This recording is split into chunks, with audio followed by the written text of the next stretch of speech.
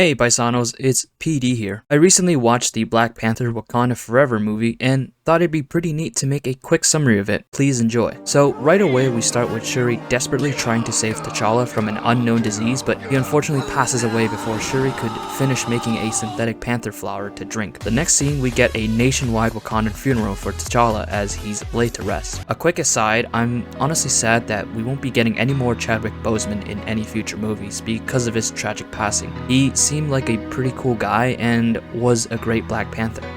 For real, fuck cancer.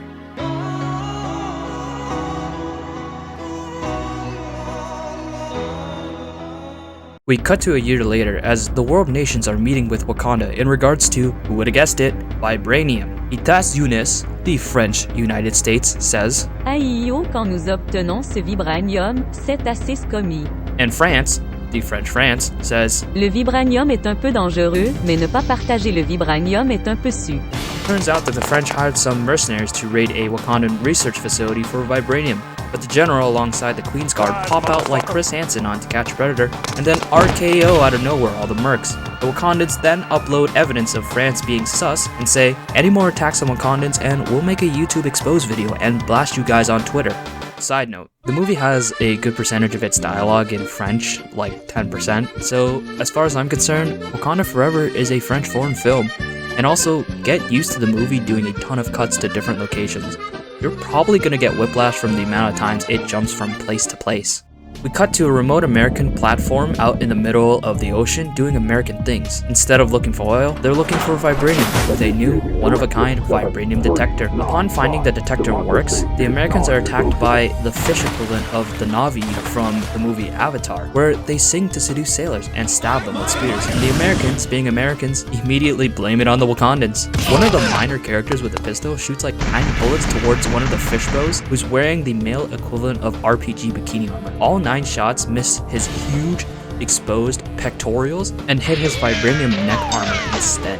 The last 2 Americans try to escape in a helicopter, but then are Gmod ragdolled into Oblivion by a mysterious T-posing character. We cut back to Shuri's lab in Wakanda, where Hide the Pain workaholic Shuri is basically shutting out anything that resembles T'Challa because she failed to save him and is totally processing it in a healthy manner. Her mom shows up and takes her out on a retreat trip to try and heal the pain by burning last year's threads, but Shuri is just listening to Linkin Park's Crawling in My Skin and says she just wants to burn the world. Suddenly, Nimbus, king of the ocean from Rick and Morty, pops out of the water and says, hey yo, this place is kinda nice. My name is Akukuklan, but y'all can call me Namor. Some scientists made a vibranium detector. Can you guys put that guy in the dirt? If you don't, I'm gonna hurt you guys real bad. And also, don't tell anyone about us or I'm gonna hurt you both. Like, real bad. Before leaving the detector behind and somersaulting out of frame, making both Shuri and the Queen be like, must have been the wind. Keeping in with the French theme, I'm going to refer to Namor as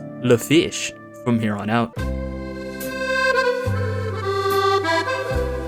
We then cut back to Wakanda. In the throne room, the council is talking about Le Fish and how he was able to get past Wakanda's 1-800-267-2001 alarm force and what to do about Le Fish's ultimatum. The Queen decides that it's probably best to find the scientists first, but we should decide what to do after we kidnap them. The general convinces the Queen to let Shuri come on the mission to find the scientists, forming Team Wakanda. We breakneck cut to Virginia to find Agent Ross trying to live a work-from-home lifestyle when Team Wakanda rolls up with the general cosplaying as Agent 47 and Shuri looking like Nigel from Codenames, Kids Next Door. Ross tells them that the US thinks that they rolled up on their remote platform and that they are the Susibaka imposters, but Team Wakanda denies it and basically tells Ross, we know nothing about that, and we can neither confirm nor deny the identity of the imposter. But can you tell us who the scientist is? They're gonna die if we don't find them first. Ross tells them it's a student named Riri Williams and that he'll try to help them as much as he can, but he has a new boss now and she wants him to go back into the office, and if he gets caught talking to his friends again during work hours, he's gonna get fired. The movie then hard cuts to Cambridge, where it introduces Riri straight up shaking a guy down for cash. Agent 47 just wants to kidnap her, but Shuri says, lol chill, she can handle it. Shuri heads to the student apartments where Riri rightfully freaks out when having the Princess of Wakanda just chilling in her crib, and further freaks out when Shuri is like, your life is in danger. Can't explain from who, but come with me, or you're probably gonna die. Agent 47 pops out of the washroom like Deadpool and basically says, I like you, and I want you. Now we can do this the easy way or we can do it the hard way. The choice is yours. You can come peacefully, or I can smack the ever-living shit out of you and drag you there myself. Riri then insults her yee ass haircut and throws her a trash can, before concluding that making fun of her bald head was a bad decision. She then joins Team Wakanda. The team then ventures to Riri's evil lair, where she keeps all of her stuff, including the vibranium detector schematics, on her laptop. It turns out that Riri hasn't been paying taxes, so the feds swing by and straight up slash Team Wakanda's tires like goddamn street thugs. Side note, I actually really like the fact that Riri was flipping her shit about the feds raiding her thanks to Team Wakanda, basically saying that half of the stuff she's working on is probably watch list material. Team Wakanda hatches a plan to escape. Agent 47 takes a Mustang, Shuri a bicycle, and Riri takes her Iron Man suit that she built in a cave with a box of scraps, thus becoming Iron Man Mini. Team Wakanda manages to shake the feds, but not before committing multiple felonies, such as evading law enforcement officers, destruction of police property, destruction of federal property, which includes a multi-million-dollar surveillance drone, and the potential maiming and murder of law enforcement officers. Just another day for Wakandan royalty when they visit other countries. Team Wakanda manages to rendezvous at a bridge where the Fish's not Navi roll up out of the water. The LaFish crew fights with Agent 47 and decides they're going to add to the law enforcement body count, or the no witness stealth achievement. Agent 47 manages to beat all of them except the squad leader, where he pretty easily bodies her thanks to his LaFish nanomachine son, and then knocks her into the water for the smash finisher. When the LaFish crew squad leader is about to give the Iron Man Mini a LaFish haircut special, Shuri says, "Hey yo, chill. Please take me to LaFish so we can sort this out peacefully." We then hard cut to Wakanda to find out that Agent 47 gets fired for basically losing a child on a school field trip. We then hard cut to Haiti, where the Queen visits T'Challa's widow, Nakia, where she is now teaching kids at a local rec center. The Queen asks Nakia to go on a solo sneaking mission with two objectives. First, rescue the DARPA chief Shuri and Arms Tech President Riri Williams, both of which are being held hostages at LaFish's secret lair. Second, learn LaFish's launch capabilities and prevent them from carrying out their threat of war with Wakanda, to which Nakia agrees and becomes Solid Snake. Quick side note, Agent Ross found Shuri's Bluetooth beads on the bridge and uses it as a way to FaceTime with the Queen from time to time to let her know what America's stance is about Wakanda. We cut back to the cave where Shuri and Iron Man Mini are being held. Shuri meets with LaFish to learn more about the Not Navi's history. The movie cuts to Mexico in 1500s, where no one expects the Spanish Inquisition, and LaFish's people are dealing with smallpox from the Spanish conquistadors. So, to combat dysentery, LaFish's people drink some vibranium plant juice which straight up kills them. It's the old can't get sick if you're already dead method. LaFish's people then turn into the Not Navi from Avatar, thanks to the vibranium herb, and LaFish, born from one of those fish people, basically becomes an overpowered hybrid thanks to the ability to both breathe air and water, and then also swim, fly, and walk. After the fish's mother passes away, he returns to his original home to bury her in the dirt, only to find that, once again, no one expects the Spanish Inquisition and that they are still there doing Spanish things. One of the priests roasts him so hard that the fish gets upsetty spaghetti, which then he bodies them all, basically concluding that surface dwellers are kinda mean, before returning to underwater world. Meanwhile, Solid Snake has infiltrated Mexico and found the approximate locations for Shuri and Iron Man Mini. She then asks the Queen, like a Payday 2 lobby, stealth or loud. The Queen tells her, "I want my baby girl back."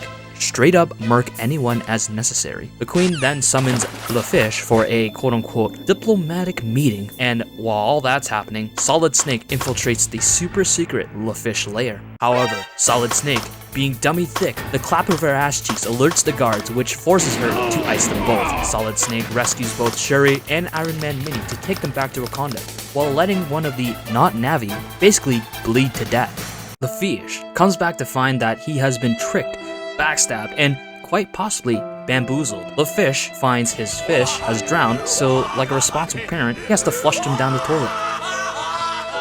Afterwards, LaFish cosplays as Kotal Khan and declares war on Wakanda. He rolls up with his fish people and straight up bodies Wakanda, slaps up my boy M'Baku, turns Wakanda into water, and drowns the Queen, refuses to further elaborate, and just leaves. Side note, after the Queen's death, we cut to Agent Ross in America, where he gets arrested because the director does an ass pull.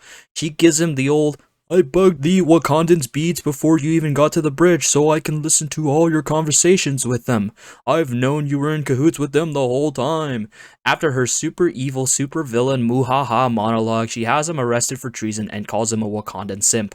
Snapping back to Wakanda, the nation now has to mourn their queen, and M'Baku does his best to guide and understand his new role in a new Wakanda, while Shuri basically says, "Leave me alone, I'm already dead on the inside." It's decided that Wakanda will take refuge at M'Baku's crib, and Shuri goes back to the lab to recreate the synthetic flower for the new Black Panther that's not the Black Panther. Solid Snake and Iron Man Mini then watch Shuri down a whole shot of vibranium flower juice and then slip into a coma. In the spirit plane, Shuri meets with not T'Challa, not the Queen, but the Chad Killmonger, and the whole conversation ends up being basically Kermit with evil Kermit. Killmonger tells her to just kill everyone, and Shuri is like, okay, yeah, that's pretty cool, but I'm gonna be straight with you, I'm not anything like you, bro. Which then Killmonger hits her with the, bro, you wanted to burn down the whole world. Now, are you a Wakan can, or are you a Wakan can't?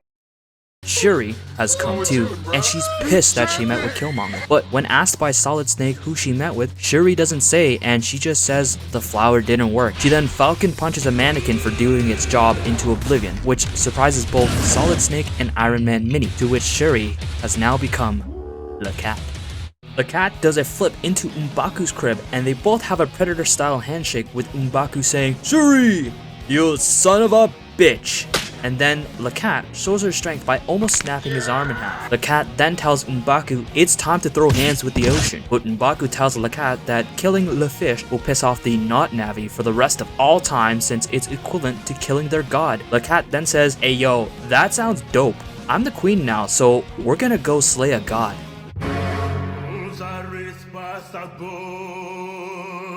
We cut back to the lab again, and Lakat works with Iron Man Mini, Agent 47, and Solid Snake to finish her final projects, which include a new Vibranium supersuit for Agent 47, the not Black Panther, a new Iron Man supersuit for Iron Man Mini, the not Iron Man, both of which turns Agent 47 into Grey Fox and Iron Man Mini into Mini Metal Gear Sahelanthropus. They also find out LaFish's weakness is vibrations and dry skin from the humidity, you know, like a fish. Wakanda assembles the not Avengers to lure the fish and his crew with a new vibranium metal detector in the middle of the ocean, which actually turns out to be Lakat's new mixtape, which is too fire for them all. Thanks to Mini Metal Gear Sahelanthropus basically being an enemy AC-130, the fish tries to body her, but that makes him distracted, allowing Lakat to trap him in a flying microwave for a 1v1. In the meanwhile, the fish's right-hand fish has had enough of the mixtape and breaks the speaker, which allows all of the fish's people to start throwing hands with the Wakandans. Let me repeat that. Now, all the fish people can fight the Wakandans in the middle of the ocean where the fish people live. The fish gets mad because the 5Gs is drying out his skin, so he breaks the flying microwave, landing them on a beach for a real 1v1, no items, fox only, final destination.